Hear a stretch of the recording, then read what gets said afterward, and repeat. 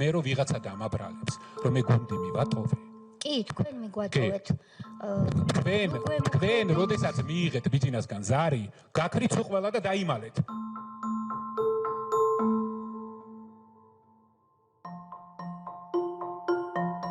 მაშინ გითხარით კიდეც. მოვიწერე კიდეც მე მგონი გუნდში ასე მახსოვს ყოველ შემთხვევაში, რამხელა იყო იმედ გაცრუება?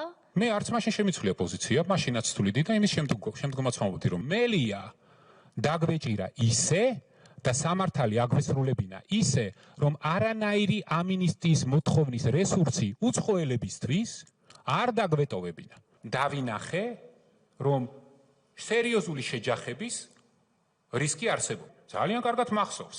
ეს ტექსტებიც მახსოვს, როდესაც თქვენ ამბობდით, თქვენ ცოცხალი მაგალითი ხართ ამის, რომ დღეს ამ პირობებში, ამ გარემოში, ამ შტერი მელიას დაკავებას აზრი არ აქვს, ამიტომ ჯობია ეს გადავავადოთ, რამდენი ხანით საჭიროა რომ დაწყნარდეს სიტუაცია. მე არ ვიტყვი ახლა უმრავლესობას, მაგრამ ძალიან ბევრი. იყო ჩემს აზრზე. უცებ ეს ხალხი ყველა გაქრა. ეს ხალხი ყველა გაქრა. ეს იყო ის უხილავი კაცის ხელი.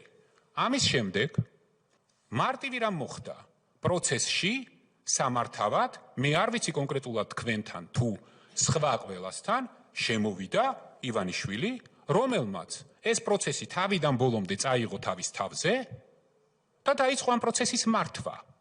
ეხლა კიდე ბოლო რამეს ვიტყვი. მაშინ დავინახე პირველად. და მაშინ გავავლე პარალელი იმასთან, რა შეიძლება მომხდარიყო 20 ივნის. რატომ არ შეიძლებოდა თუ მივყვებით თქვენ ლოგიკას, რომ თქვენ დაინახეთ, რომ ბატონი ბიძინა ჩაერია პროცესში, თუ თქვენს ნათქვამს დაუჯერებთ და დახმარება დაიწყო შინაგან საქმეთა მინისტრის თქვენი ნების საწინააღმდეგოდ, რა კი დაინახეს, რომ ალბათ თქვენ ყოყმანი დაიწყეთ, რომ აღსრულებულიყო ის, რაზეც ყველა შეთანხმდა, პოლიტიკური გუნდი.